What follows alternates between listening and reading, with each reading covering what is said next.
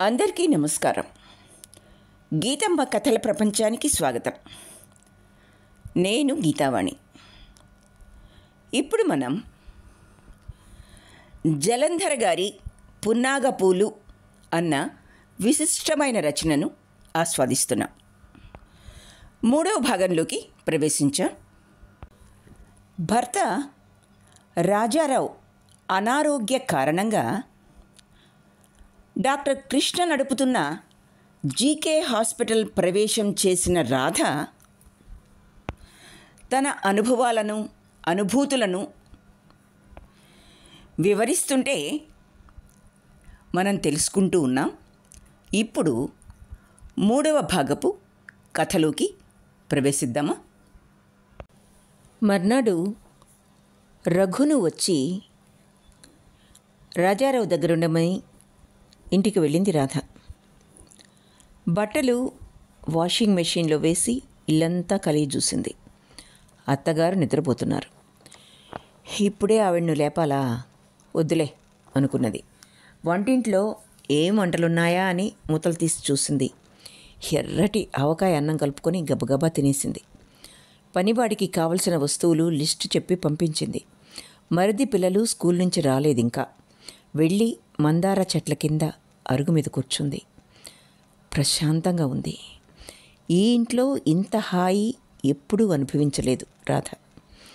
ఇంకొక గంట లోపల మళ్ళీ ఇంట్లో రొద ప్రారంభమవుతుందిరా నాయన అనుకున్నది.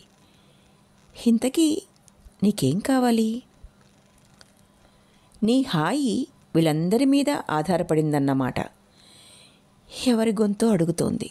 పోనీ ఈ మరుదులు, ఈ అత్తగారు, రాజారావు, ఈ ఇల్లు ఇవన్నీ అడ్డమైతే వదిలిపెట్టి పోగలవా? వదిలిపెట్టవు. ఎందుకంటే ఇది నీ రక్షణ వలయం. నీలో ఈగో ఫీడ్కు అవసరం. బయట అమానుషభూతం ఏదో ఉన్నది, దాన్నించి ఇది రక్షణ. కానీ ఈ రక్షణలో హాయి కావాలంటే వీళ్ళంతా ఇదంతా ఇలాగే ఉండాలి, కానీ ఉండకూడదు.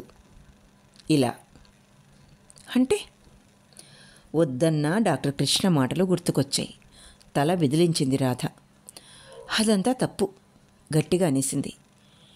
ఎప్పుడొచ్చావు రాధ? నన్ను లేపలేదే? ఎట్లా ఉంది రాజాకు? ఆవులిస్తూ లేచి వచ్చింది అత్తగారు రమణమ్మ. గభాల్న లేచింది రాధ. ఇప్పుడే వచ్చానత్తయ్య. ఆయనకు టెస్టులు అవి చేస్తున్నారు. మీ ఆరోగ్యం ఎలా ఉంది? బాగానే ఉన్నదిలే. జ్వరం తగ్గింది. మొన్న నువ్వు ఫోన్ చేసినప్పుడు మూసిన కన్ను తెరవలేనంతగా వచ్చింది జ్వరం. పాపం హారతి అన్ని పనులు చేసుకునేది. పిల్లలు, ఇల్లు, వంట, చచ్చిపోయింది పిల్ల. తోడికోడల గురించి చెప్తోంది అత్తగారు. ఆవిడ టెక్నిక్ అదే. ఒకరి దగ్గర ఒకరిని పొగిడి మండిపోయేట్లు చేస్తుంది. తిట్టదలుచుకున్నప్పుడు పబ్లిక్గా అమర్యాద చూపిస్తుంది. ఆడపడుచులు, కుటుంబ ఆత్మీయులు వచ్చినప్పుడు ఇది మీ ఇల్లు కాదా, బాధ్యత లేదా అని కోడళ్లను నిలదీస్తుంది. ఆస్తులు, వ్యవహారాలు మాట్లాడుకునేటప్పుడు కొడుకులు, కూతుళ్ళు అందరూ, ఆవిడ పిల్లలు మాత్రం గదిలో తలుపులు వేసుకుని మాట్లాడుకుంటారు. అప్పుడు మళ్ళీ కోడళ్ళు పరాయి వాళ్ళు. ఇది మా వ్యవహారం అని తేల్చి చెబుతుంది. ఆ ఇంట్లో ఏ వస్తువైనా ఆవిడ కనుచూపు దాటి పర్మిషన్ లేకుండా బయటకు వెళ్ళకూడదు. మా అమ్మ అలా ఉన్నది కాబట్టే మేమంతా హాయిగా ఉన్నాం అంటారు కొడుకులు. మా అమ్మకి గొప్ప నియంతకుండే లక్షణాలున్నాయి. ఆవిడను ఎదిరించాలంటే చాలా శక్తి కావాలి అంటాడు మరిది రఘు. బయటకి అనరు కానీ, అందుకే మీ ఆవిడను తీసుకొని పారిపోయావా నాయనా అనుకుంటారు రాధ, హారతి. ఫారిన్ వెళ్ళి ఉద్యోగాలే చేస్తారో, రోడ్లు ఊడుస్తారు కానీ ముందు ఈ వాతావరణం నుంచి పారిపోవడానికి అదే సాకు రాధ. బయట వాళ్ళు మన జీవితాల్లోకి తొంగి చూడరు. ఎందుకు ఏమిటి అని అడగరు.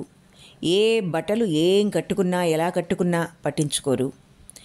ఈ సోషల్ నార్మ్స్ నుంచి తప్పించుకోవడానికి చాలామంది పారిపోతారు అంటుంది రఘు భార్య సృజన. బిట్స్ పిలానీలో గోల్డ్ మెడల్ విన్నర్ అయిన ఆ అమ్మాయి 6 నెలలు అత్తగారి దగ్గర ఉండి హడలిపోయి ఫారిన్ ఛాన్స్ రాగానే పారిపోయి ఆ తరువాత రఘును రప్పించుకున్నది. 1 సంవత్సరం తర్వాత అత్తగారు అమెరికా వెళ్ళింది. ఆవిడతో పాటు మొత్తం సంఘాన్ని తనతో తీసుకెళ్ళినట్లు అన్ని వంకలు పెట్టింది. 6 నెలలు ఉంటానని వెళ్ళిన ఆవిడ 3 నెలల్లో తిరిగి వచ్చింది. వచ్చిన తర్వాత 3 నెలలు అక్కడి వాతావరణాన్ని, వాళ్ళ డ్రెస్సుల్ని కోడలు పట్టించుకోకపోవడాన్ని, రఘు అంటీ ముట్టనితనాన్ని ఎండగడుతూ ఉన్నది. తెలివిగలదైన రఘు భార్య సంవత్సరంలో అత్తగారి పుట్టినరోజుకు సర్ప్రైజ్ పార్టీ అక్కడి నుంచే ఏర్పాటు చేయించి రవ్వల గాజులు గిఫ్ట్గా పంపించింది. ఏ మనిషికి అయినా హాయిగా ఉన్నాను అనుకోవటానికి ఈగో ఫీడ్ చాలా ముఖ్యం. కొన్ని సమయాల్లో మనుషుల అభిమానాన్ని కొనుక్కోవడంలో తప్పు లేదు అనుకునే సృజన ఆ పని చేసింది. అమ్మ కొనబడిందిగా, ఇక మాట్లాడడానికి మరేం లేదు అని నిట్టూర్చాడు రఘు. అవునే రాధా, ఆ గుడి దగ్గర అడుక్కునేదానికి నీ చీరలు ఇచ్చావా అడిగింది అత్తగారు. అవునత్తయ్య, పాపం ఒంటి నిండా బట్ట లేకుండా నలుగురు చూస్తున్నారని సిగ్గుపడిపోతుంది, అందుకే ఇచ్చాను బెరుగ్గా అన్నది రాధ. అయినా అంత ఖరీదైన చీరలు ఇస్తారా తీక్షణంగా అన్నది రమణమ్మ. అవి చాలా పాతవత్తయ్యా, నా పెళ్ళినాటివి. ఏవైనా పెద్దింటి వాళ్ళ బట్టలు అలా ఇవ్వడమేమిటి? అక్కడ నీ చీర కట్టుకుని ముష్టి అడుగుతుంటే నువ్వే అనిపించేలా ఉన్నది. నా చిన్న కూతురు కూడా అదే మాట అన్నది. ఒక వంకర నవ్వు, తీక్షణమైన చూపు విసిరి వెళ్ళింది అత్తగారు. కళ్ళంబడి నీళ్లు తిరిగాయి రాధకు. తన 4 చీరలు అతి పాతవి, చాలా అవస్థలో ఉన్న దిక్కులేని అమ్మాయికి ఇస్తే అంత మాట అనాలా? చటుక్కున బాత్రూంలోకి వెళ్ళి వెక్కి వెక్కి ఆడవడం ప్రారంభించింది రాధ. మొదట్లో రోషంతో 2 కన్నీటి చుక్కలుగా ప్రారంభమైన మెల్లిగా పెను తుఫాన్లా ఆమెను ఆవరించింది దుఃఖం. ఏమిటేమిటో విషయాలు, ఏవేవో బాధలు అన్నీ కలిసికట్టుగా ఆమెను ఊపేస్తున్నాయి. రాధా, ఎంతసేపు ఉంటావు బాత్రూంలో? బయటికి రా, మీ ఇంట్లో నుంచి ఫోన్ వచ్చింది అరుస్తోంది అత్తగారు. గభాలన మొహం కడుక్కొని బొట్టు పెట్టుకుని బయటకొచ్చింది. తనను ఏడిపించగలిగానన్న ఆనందాన్ని అత్తగారికి ఇవ్వటం ఇష్టం లేదు రాధకు. ఫోన్లో తల్లి. ఏంటమ్మా మెల్లిగా అడిగింది. బాత్రూంలో జారిపడ్డానే, వారానికి ఒక్కసారన్నా ఫోన్ చేయవేమిటే? ఎక్కడున్నావేమిటి? మీ అత్తగారే ఫోన్ తీసింది. అక్కడే ఉన్నారేమిటి? గొంతులో ఏదో నేరం చూపుతున్నట్లు మాట్లాడుతోంది. సరే అమ్మా, ఆయనకు టెస్టులు చేస్తున్నారు. ఏవో వస్తువులు బట్టలు కావాలని తీసుకువెళ్దామని వచ్చాను. హాస్పిటల్కి వెళ్ళేటప్పుడు వచ్చి చూసి వెళ్తాలే, ఉంటా అని చెప్పి ఫోన్ పెట్టేసింది. వెనక నుంచి అత్తగారి చూపులు గుచ్చుకుంటున్నాయి. ఏమిటంట ఎంక్వైరీ చేస్తూ అడిగింది రమణమ్మ. అమ్మ బాత్రూంలో జారిపడిందట. అసలే నాజూకు బొమ్మ, ఏ ఎముకన్నా విరిగిందేమో. మాట్లాడలేదు రాధ. వంటింట్లోకి వెళ్ళి మరొక కూర చేసి చారు పెట్టి బట్టలు సర్దుకుని బయలుదేరింది. అత్తగారి కాళ్లకు దండం పెట్టింది. అస్సలు ఇష్టం లేదు రాధకు ఇట్లాంటివి. కానీ ఆవిడకు అందరూ తన కాళ్లకు దండం పెట్టుకుని వెళ్ళాలని కాళ్ళు ముందుకు పెట్టే అలవాటు ఉన్నది. కొంతమంది ఎలా ఎదుటి వాళ్ళ జీవితాల మీద వాళ్ళ అధికార ముద్ర వేయగలరా అని ఆశ్చర్యపోతుంది రాధ. తను ఎప్పటికైనా అలా ప్రవర్తించగలదా? దానికి చాలా ధైర్యం కావాలి. తను ఎందుకంత పిరికిదో అది తలుచుకుంటేనే కోపం వస్తుంది. రేపో ఎల్లుండో నేను రాజాను చూడటానికి వస్తానని చెప్పు. హాస్పిటల్ గురించి రఘు చాలా చెప్పాడు, చూడాలి చెప్పింది రమణమ్మ. అలాగే అని కారెక్కింది రాధ. గేటు దాటి కారు బయటకు వస్తుంటే ఏదో రిలీఫ్. ప్రొద్దున్నే కూర్చున్న మందార చెట్టు కింద ఉన్నట్లు అనిపించింది. అప్పుడెంత హాయిగా ఉంది. మరిప్పుడు పారిపోదామనిపిస్తుంది ఏమిటి? మాత్రం పుట్టింటికి వెళ్ళడం ఇష్టం లేదు రాధకు. కానీ తప్పదు, తల్లి రాద్ధాంతం చేస్తుంది. అత్తగారింటికి ఈ ఇంటికి చాలా తేడా ఉన్నది. వాకిట్లో నీట్గా కత్తిరించిన క్రోటన్ మొక్కలు, బుల్లి లాన్, రోజా మొక్కలు, అంతా తండ్రి కృషి. టామీ అరుస్తూ తోకాడించుకుంటూ వచ్చి ఎత్తుకోమని గోల చేస్తుంది. కులాసగా ఉన్నావమ్మా? తండ్రి భుజాల మీద నుంచి ఎదురుగా గోడపైన ఉన్న పెదనాన్న ఫోటో చూస్తోంది. ఇదెప్పుడు పెట్టారు నాన్న? పోయినసారి లేదే. ఏది? పెదనాన్న ఫోటోనా? మీ రఘు నాకు ప్రజెంట్ చేశాడమ్మా. రఘు ఇచ్చాడా? ఎప్పుడొచ్చాడు? ఫారిన్ నుంచి వచ్చాడు. పెదనాన్న తాలూకు పుస్తకాలు ఏమైనా ఉన్నాయా అని అడిగాడు. జీకే హాస్పిటల్ లైబ్రరీలో పెడతాడట. లైబ్రరీకి ఇచ్చి పంపాను. అవాక్కై నిలబడి ఆలోచిస్తూ ఉంది రాధ. తనకు తెలియకుండా చాలా జరిగిపోతున్నాయన్నమాట. రఘు తనతో ఒక్క మాట కూడా చెప్పలేదు. పెదనాన్న కళ్ళల్లోకి తదేకంగా చూస్తోంది రాధ. ఏం చేసావు పెదనాన్న వీళ్ళందరికీ నువ్వు? పదే పదే ఆ ప్రశ్న ఆమెలో ఎదురవుతోంది. రాజా ఎలా ఉన్నాడమ్మా? మేం వచ్చి ఎప్పుడు చూడొచ్చు? నేను చెప్తాను నాన్న. నీకు తెలుసా, రాజాను చేర్చింది జీకే హాస్పిటల్, అంటే పెదనాన్న పేరున్న హాస్పిటల్. నువ్వు చూసావా? లేదు రాధా.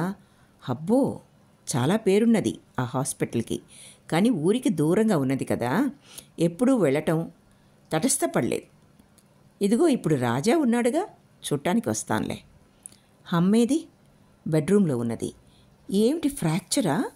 అంత విషయం లేదులే, వెనికిందేమో. లావణ్య, రాధ వచ్చింది చూడు. మంచం మీద పడుకుని ఫిలింఫేర్ చదువుతున్న లావణ్య చటుక్కుని లేచి కూర్చుంది. ఎప్పుడు వచ్చావే అంటూ. తెల్లటి మనిషి, తెల్లటి చీర, ముత్యాల గాజులు, పింగాణి బొమ్మల ముట్టుకుంటే మాసిపోయేట్లు ఉంటుంది లావణ్య. అసలే నాజూకు బొమ్మ. అత్తగారి మాటలు గుర్తుకొచ్చాయి. ఎందుకో పరీక్షగా చూసింది తల్లి వంక రాధ. ఏమిటి అట్లా చూస్తున్నావు? ఇదిగో ఇక్కడ దెబ్బ తగిలింది, కాలు వాచింది. డాక్టరు ఏవో మందులిచ్చాడు. అవును, బెడ్ మీద ఉన్నది నువ్వా మీ ఆయన? ఏమిటి అలా ఉన్నది మొహం?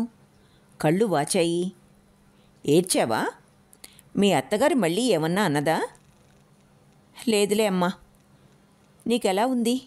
మంచం మీద కూర్చుని మెల్లిగా అడిగింది రాధ. తండ్రి కాఫీ చేసి తెచ్చి ఇచ్చాడు. అదేమిటి నాన్న? నేను చేసుకునేదానిగా. వంట ఎవరు చేస్తున్నారు? నేనే చేస్తున్నాను, నాన్న నవ్వుతూ అన్నాడు. అవును రాధా, నా వంట తిని నాకే బోర్ కొట్టింది. హాయిగా కూర్చుని తింటున్నాను, నవ్వేసిందమ్మ. నవ్వితే తళుక్కుమన్నాయి అమ్మ కళ్ళు. చాలా అందమైన అమ్మ అనుకున్నది రాధ మనసులో.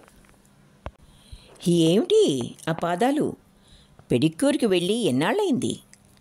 మీ ఆయన హాస్పిటల్లో ఉంటే ఇలా అశోకవనంలో సీతాదేవిలాగా ఏమిటా ఫోజు? ఇంత అవసరమా? ఇంతకీ రాజా ఎలా ఉన్నారు? ఏమిటంటున్నారు?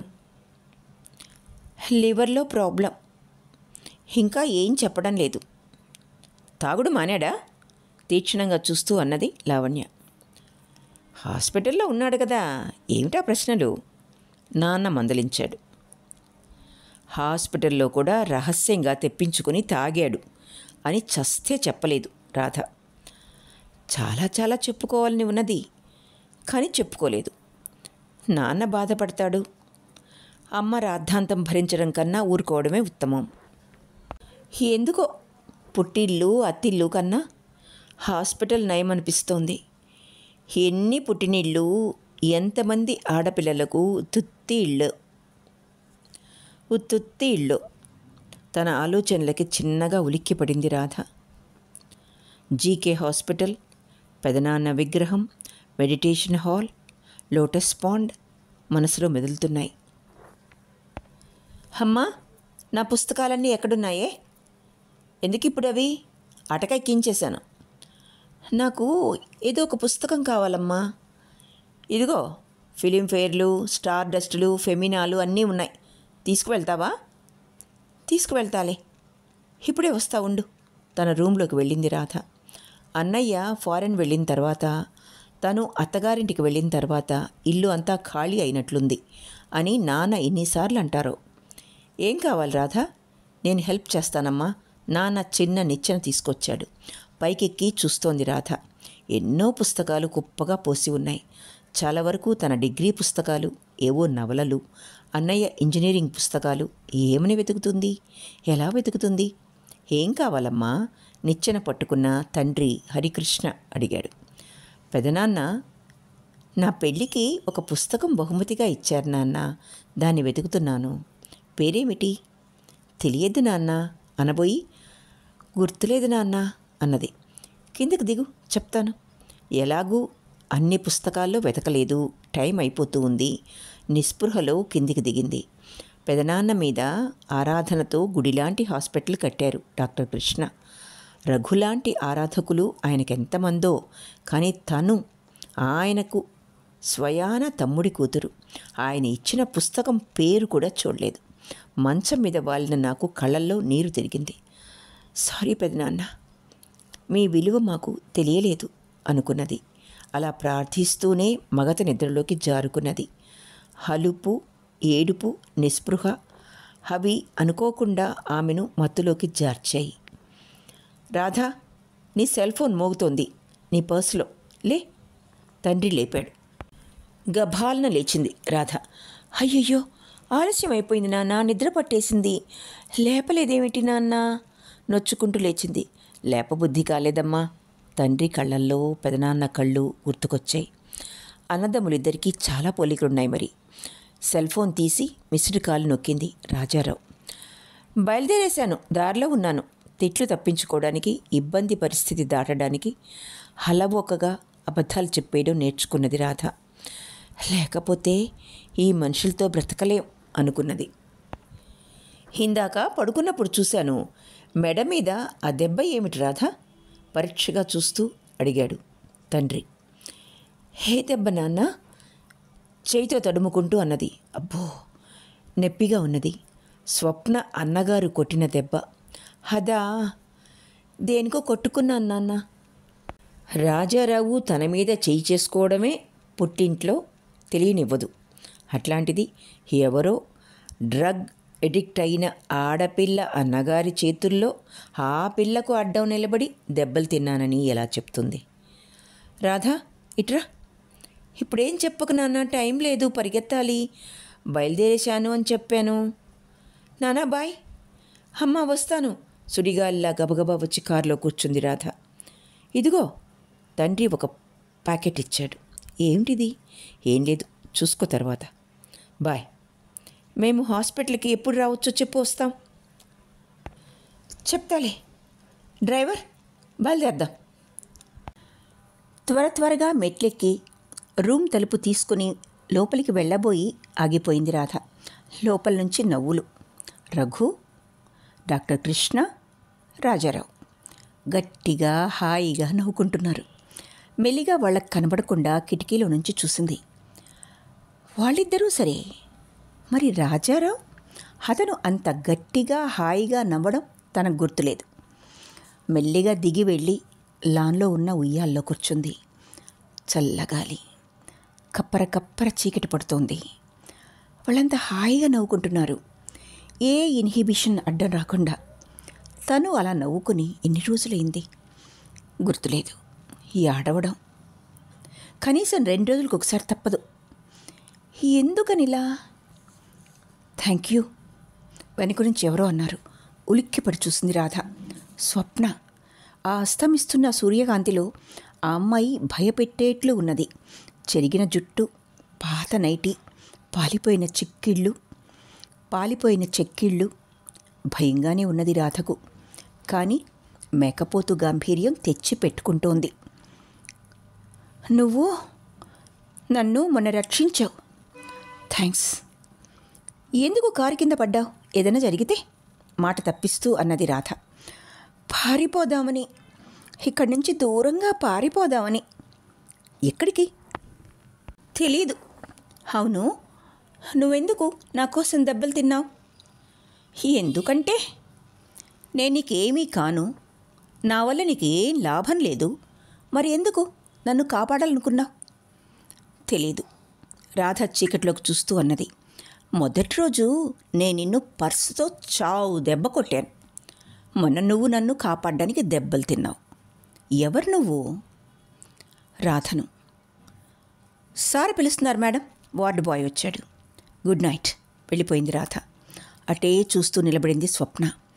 ఆమె చూపులు తనను గుచ్చుకుంటున్నట్లు అనిపించి లిఫ్ట్ దగ్గర వెనక్కు చూసింది రాధ. బాయ్ అని చెయ్యి ఊపింది. ఎందుకో ఆ క్షణంలో తను బలహీనురాలిని అనిపించలేదు రాధకు. ఎంతో హాయిగా ఉన్నది. మర్నాడు తెల్లవారుజామునే మెలకు వచ్చింది రాధకు. సూర్యుడి లేత కిరణాలు గిలిగింతలు పెట్టినట్లయింది.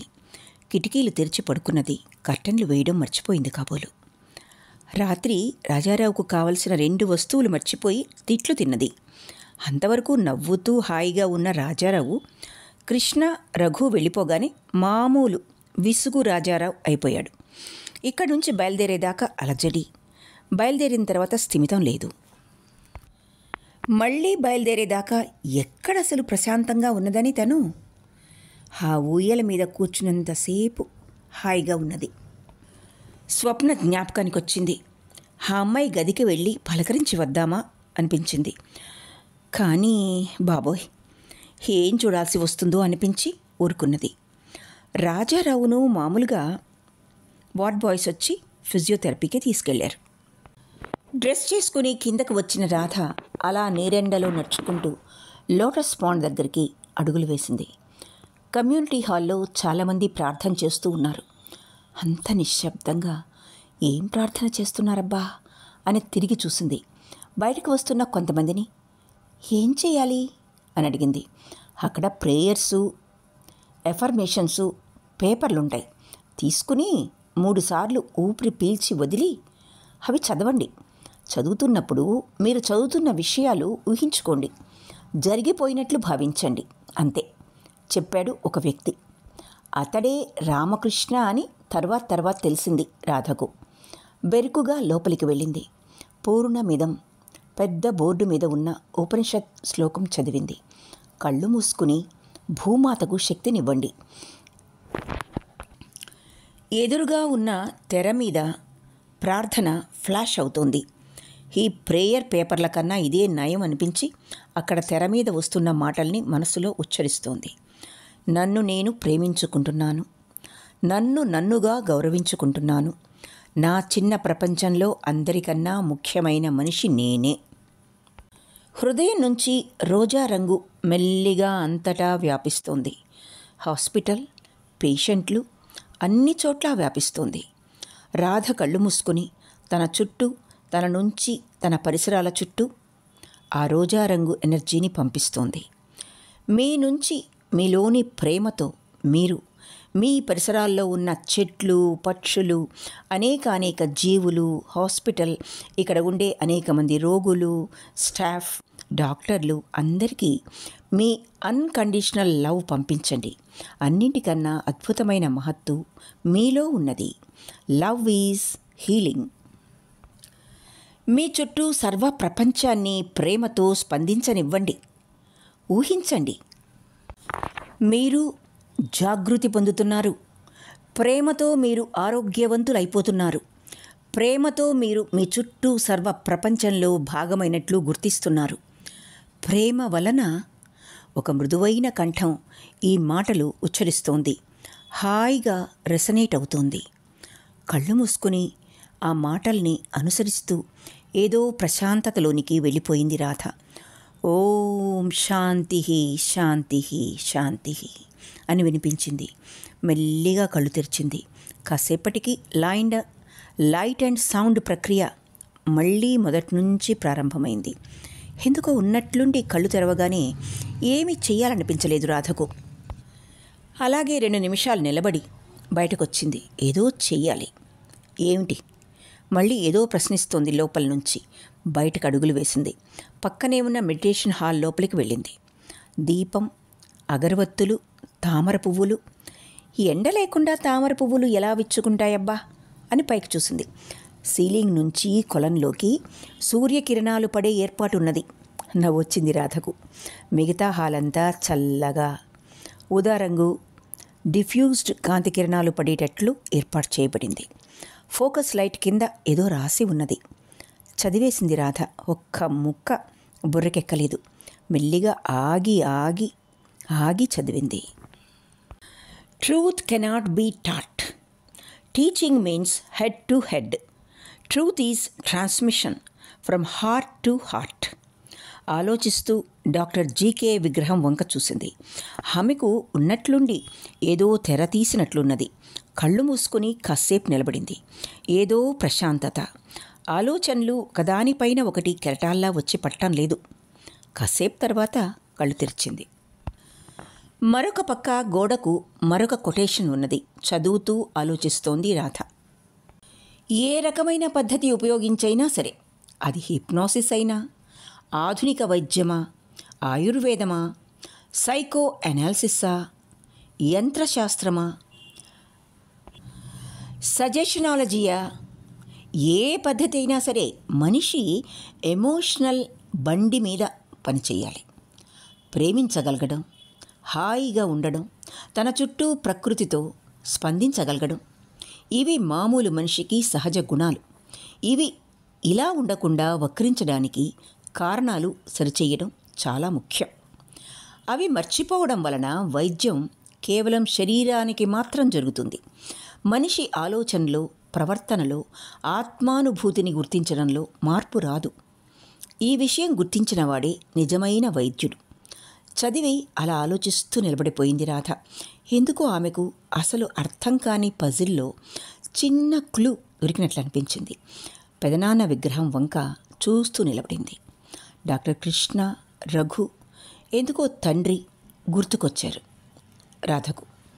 నాన్న నిన్న కవరిచ్చారు. ఏమిటది? పెదనాన్న విగ్రహానికి నమస్కారం పెట్టి బయటకొచ్చింది. పరుగు పరుగున గదిలోకొచ్చింది. రాజారావు ఇంకా రాలేదు. నిన్న తెచ్చిన ప్లాస్టిక్ కవర్లు వెతికింది. ఆ కవర్ దొరికింది. ఒళ్ళో పెట్టుకుని దాని వంక చూస్తూ కూర్చుంది. ఏముంది ఇందులో? డబ్బా? మెల్లిగా కవర్ చించింది. పుస్తకం. నా బంగారు తల్లికి ప్రేమతో పెదనాన్న. ఒక్కసారి ఏడుపు వచ్చేసింది రాధకు.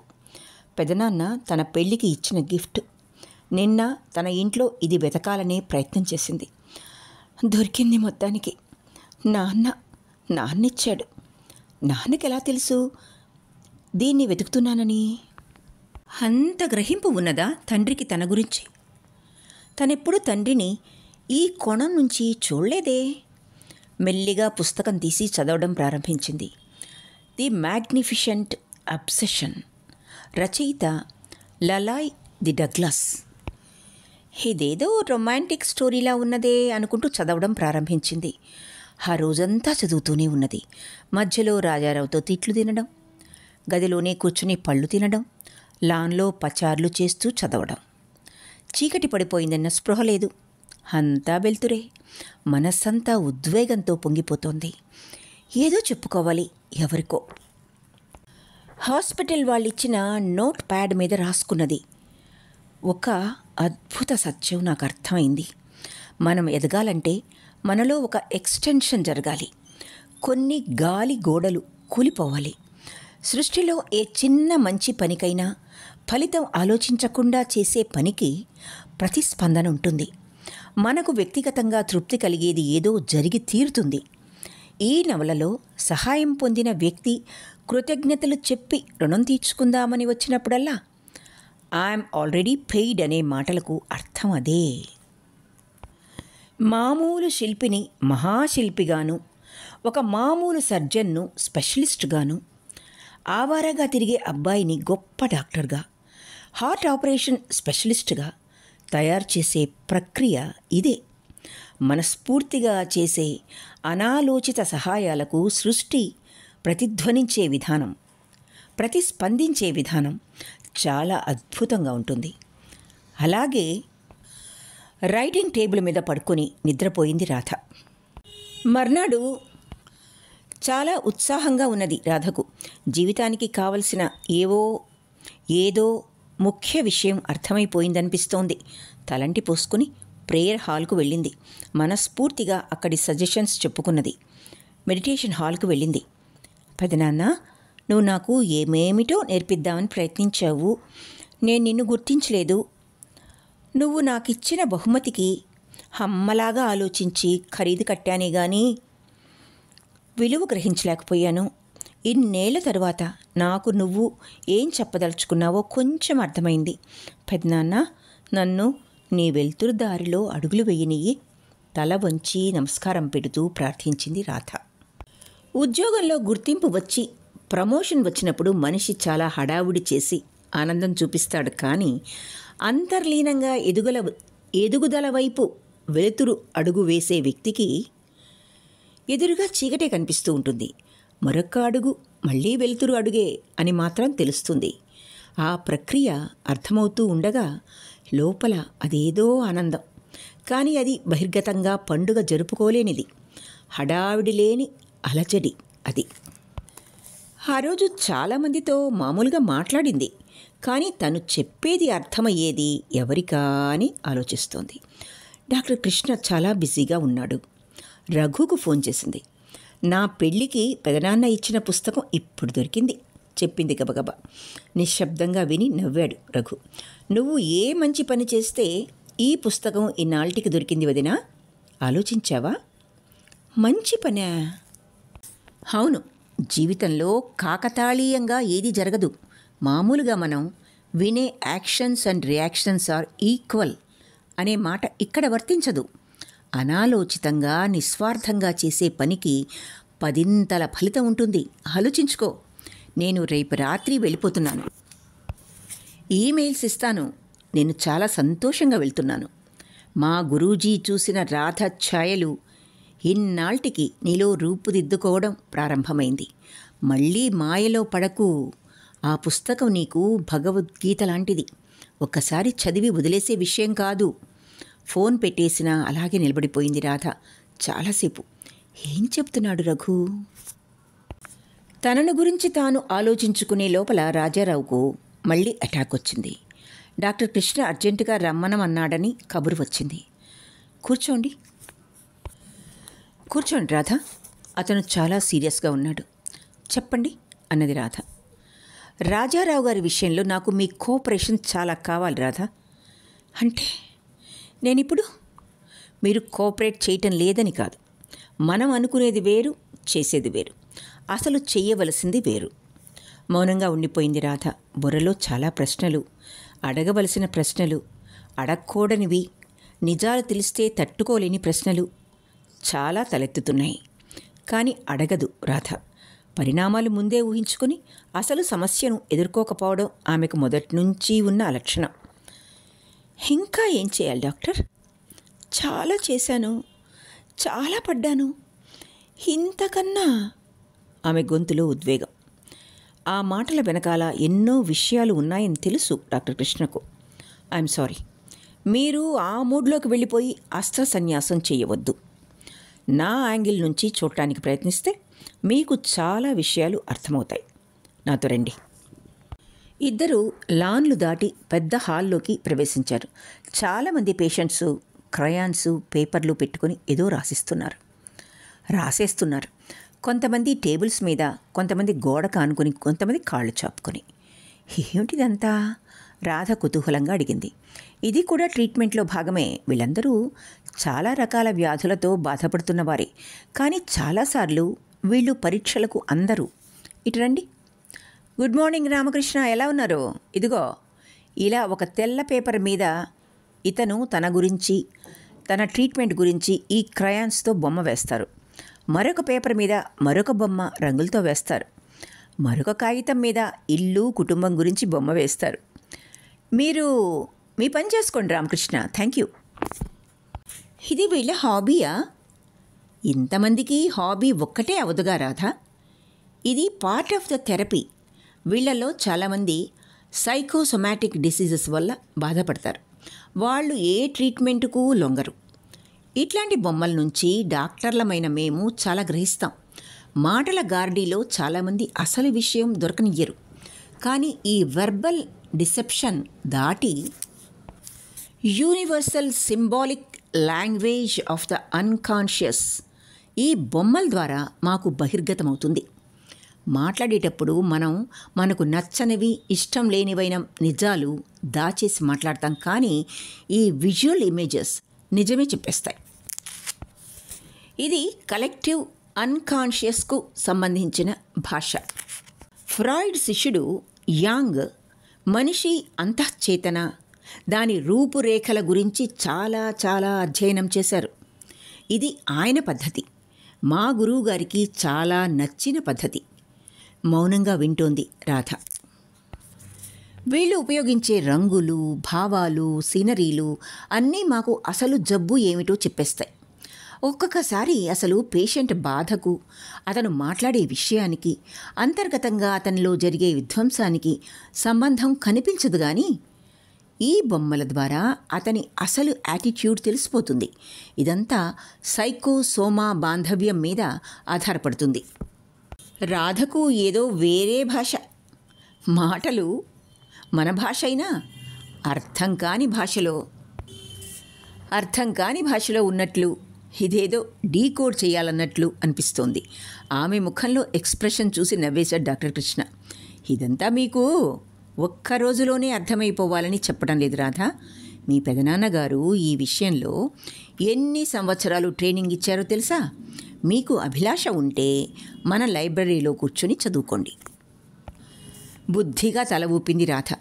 ఈయనగారు చెప్తుంటేనే ఇంత లక్షణంగా ఉన్నది, ఇక చదివితే అమ్మ బాబోయ్ అనుకున్నది. మన హాస్పిటల్కి ఇంత మంచి పేరు, 75% సక్సెస్ రేటుకు కారణం మా పద్ధతులే రాధా. రండి వెళ్దాం. ఇద్దరూ మళ్ళీ డాక్టర్ కృష్ణ గదిలోకి వచ్చారు. ఎందుకో పెదనాన్న ఫోటోని చూడాలనిపించింది రాధకు. ఎంత తెలుసు ఈ మహానుభావుడికి? ఎలా తయారు చేశాడు డాక్టర్ కృష్ణని? పెదనాన్న మనసులో ఏదో చెప్పుకోబోతోంది రాధ. ఇదిగో, ఇది రాజారావు గారు వేసిన బొమ్మ. ఎప్పుడు వేశారు? గభాలన దాన్ని తీసుకుంటూ అన్నది. రఘు వచ్చిన రోజు. నేను రఘు అతన్ని మంచి మూడ్లో పెట్టి, ఆ తర్వాత మీ గురించి మీకు ఏమనిపిస్తోంది అంటే వేశారు ఈ బొమ్మ. చూస్తోంది రాధ. కుర్చీలో అతను సహభాగమే కనిపించేట్టున్నది. అతని కడుపు మీద ఒక పురుగు కూర్చుని ఉన్నది. ఆ పురుగును కొట్టే ఆయుధం ఉన్నది. అది నల్లగా ఉన్నది. ఆయుధం అతని శరీరానికి దూరంగా, సంబంధం లేనట్లు ఉన్నది. ఈ బొమ్మను చూస్తే మీకేమనిపిస్తుంది రాధా? అసలు ఈ సహం బొమ్మ ఏమిటి అర్థం కావటం లేదు. చెప్తాను. అలా సహం మాత్రమే కనిపించేటట్లు ఈ బొమ్మ గీసిన వ్యక్తి జీవితంలో మిగతా సహం శూన్యమైనా అయి ఉండాలి, లేదా తెలియకపోయి ఉండవచ్చు. అతను సహం జీవితమే జీవిస్తున్నాడు. కాసేపు రాజారావు మీ భర్త, నా స్నేహితుడి అన్న ఈ బాంధవ్యాలన్నీ దూరంగా పెట్టి ఆలోచించాలి. అయోమయంగా తలూపింది రాధ. అతను తన జబ్బును ఒక కీటకంతో పోల్చాడు, కానీ దాన్ని భయంకరంగా చిత్రీకరించాడు. దాన్ని చంపేందుకు బ్యాట్ లాంటిది అతని చేతుల్లో ఉంది, కానీ దాన్ని శరీరానికి దూరంగా ఉంచాడు. నల్ల రంగు వాడాడు అంటే ట్రీట్మెంట్కు ఉపయోగిస్తుందని అనుకోవడం లేదు. అతడు దాన్ని యాక్సెప్ట్ చేయకపోతే, ఒప్పుకోకపోతే, మార్చకపోతే మీకు బిల్లులు పెరుగుతాయి కానీ ట్రీట్మెంట్ పని చెయ్యదు. అతడి మీద కొంచెం ఆశ ఉన్నది, కానీ అది మాత్రమే సరిపోదు. అవాక్కై వింటోంది రాధ. ఇదేమీ అనాలిసిస్ అసలు? ఎందుకని డాక్టర్? అసలు ప్రాబ్లం ఏమిటి? అతను భర్త అన్న అనుబంధం నుంచి బయటకు వచ్చి ఆలోచిస్తూ ఉంటే కొంచెం రిలీఫ్గా ఉన్నది. ఆలోచించగలుగుతోంది. ఇది ఒక రకంగా కొత్త అనుభవం రాధకు. ప్లాస్టిక్ తాళలాగా తెగని, ముడిపడని, కాలికి అడ్డం పడే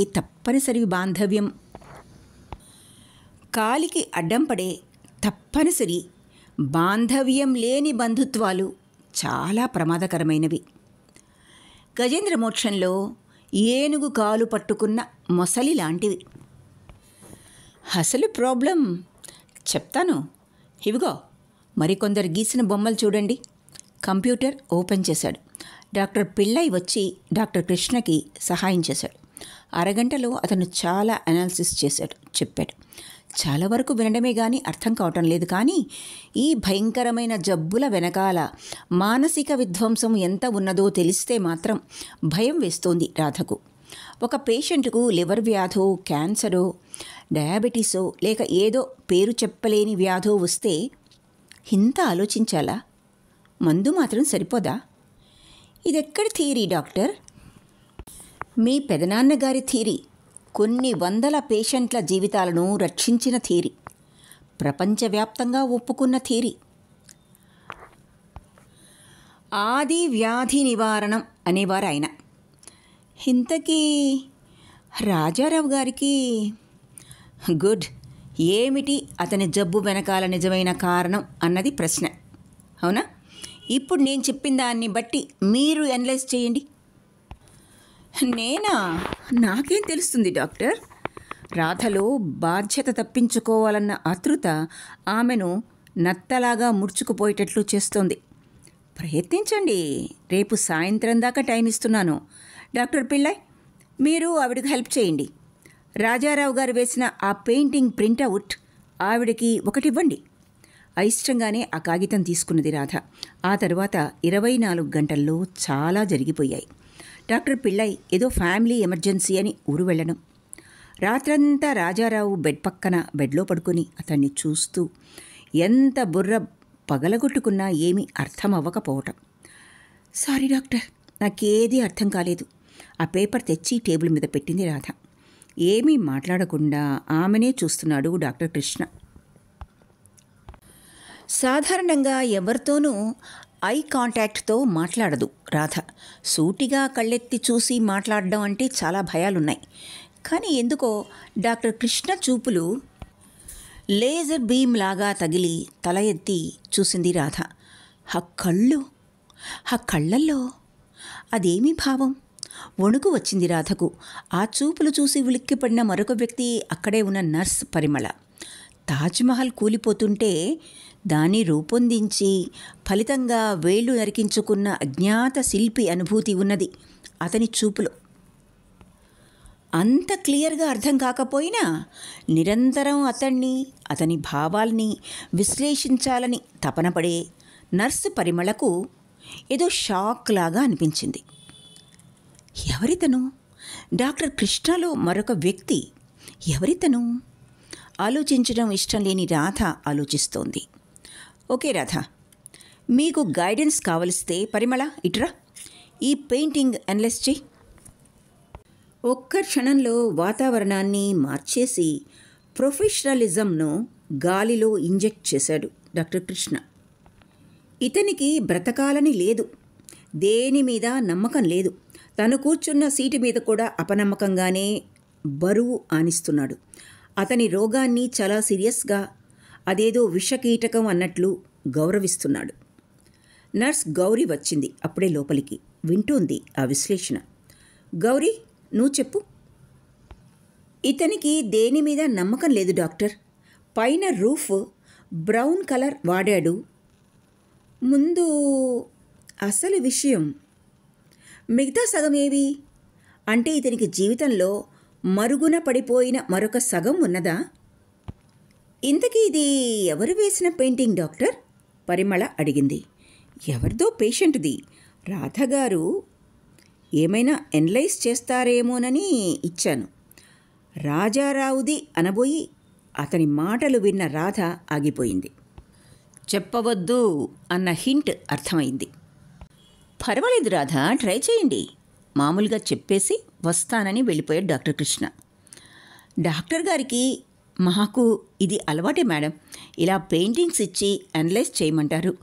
చాలామంది ఇన్పేషెంట్స్తో వచ్చే ఫ్యామిలీ మెంబర్స్కు 15 రోజులకు ఒక క్లాస్ ఉంటుంది, గౌరీ నవ్వుతూ చెప్పింది. తమాషా ఏమిటంటే వాళ్ళల్లో చాలామంది తమకు సంబంధం లేని వాళ్ళ పెయింటింగ్స్ బ్రహ్మాండంగా అనలైజ్ చేస్తారు, పరిమళ చెప్పింది. రాధకు చురక ఉన్నది అందులో. మరొక తమాషా ఏమిటంటే వచ్చిన విజిటర్స్తో ఉన్న వాళ్లకు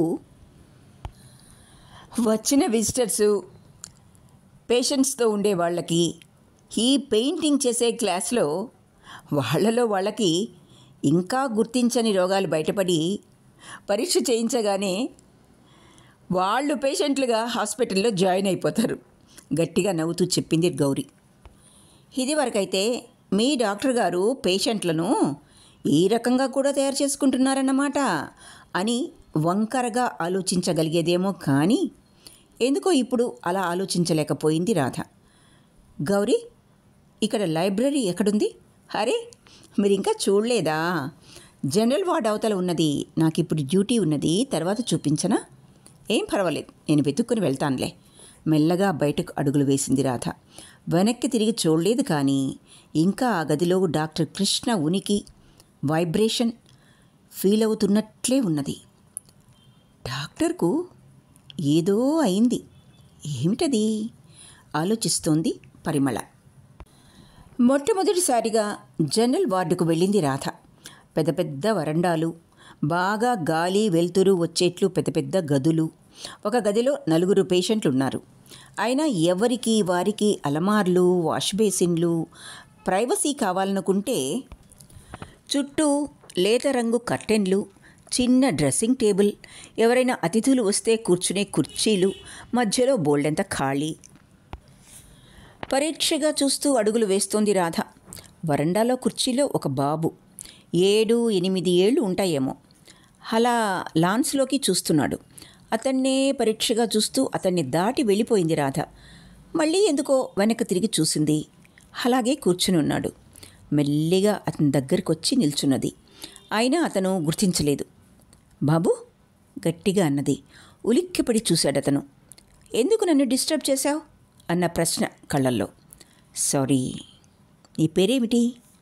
సుందర్. నా పేరు రాధ. నేను ఇక్కడ కూర్చోనా? మాట్లాడకుండా కొంచెం జరిగాడు సుందర్. రాధ కూర్చొని అతను చేయి పట్టుకొని, ఏంటి చూస్తున్నావు అని అడిగింది. ఏం లేదు. మీ అమ్మ చచ్చిపోయిందా? గభాలను అడిగాడు. ఉలిక్కి పడింది రాధ. లేదే, ఎందుకు? అమ్మ చచ్చిపోతే ఎలా ఉంటుందో తెలుసుకుందామని ఆలోచిస్తూ అన్నాడు. ఎందుకు అలా అనుకుంటున్నావు? మా అమ్మ 15 రోజుల్లో చచ్చిపోతుంది గనక. చచ్చా, ఎవరు చెప్పారు? ఎక్కడున్నారు మీ అమ్మ? అదిగో ఆ మంచం మీద. ఎదురుగా మంచం మీద కూర్చున్న ఒక ఆమె చూడ చక్కగా ఉన్నది కానీ పాలిపోయింది. వేసుకున్న చుడిదార్ చాలా వదులుగా ఉన్నది. ఎముకలు కనిపిస్తున్నాయి. ఉన్నట్లుండి ఏం మాట్లాడాలో తెలియడం లేదు రాధకు. ఊపిరి ఆడనట్లయిపోయింది. సరే, ఇక వెళ్ళిపో అని మనసు చెప్తోంది. కానీ బుద్ధి ఆగమంటోంది. మనస్సు పసిపిల్ల, చాలా అడుగుతుంది. బుద్ధి తల్లి లాంటిది. ఏది మంచిదో అదే చెప్తుంది. రా, అమ్మ దగ్గరికి వెళ్దాం. బాబు చెయ్యి పట్టుకుని ఆమె మంచం దగ్గరకు వెళ్ళింది. నా పేరు రాధ చెయ్యి చూస్తూ అన్నది. నా పేరు రాణి చెయ్యి ఆర్తిగా పట్టుకుంటూ అన్నది. ఆమె కళ్ళల్లో నీళ్లు తిరుగుతున్నాయి. రాణిత్వం పేరులో ఉన్నది కానీ ఆమె బహుదీనంగా ఉన్నది. వీడికి పస్తనం లేదు, తెలియదు. వాడికి నడక వచ్చిన దగ్గర నుంచి నాకు సహాయంగా ఉంటున్నాడు. ఇక ఇప్పుడు నేను కూడా ఉండను, భోరుమన్నది రాణి. మెల్లిగా ఆవిడ్ని తీసుకొచ్చి వరండాలో కుర్చీలో కూర్చోబెట్టింది రాధ. ఆవిడ కథ చాలామంది కథే. ప్రేమించాను అనుకుంటూ మరొక కులం వాడితో పారిపోయింది.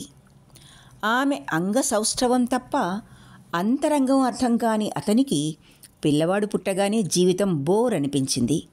తాగడం, కొట్టడం అవి చాలక ఆమెను పరిచేస్తులకు రాత్రికి ఇంత అని అమ్మి సొమ్ము సంపాదించేవాడు. ఎందుకు ఒప్పుకున్నారు? కోపంగా అన్నది రాధ. అర్థం కానట్లు చూసింది రాణి. నిజమే, ఎందుకు ఒప్పుకున్నావు అన్న ప్రశ్నకు జవాబు ఏమిటి? జీవితంలో ఎవరైనా కొన్ని పరిస్థితులను ఒప్పుకుని కవర్ చేసుకుంటూ వస్తాం.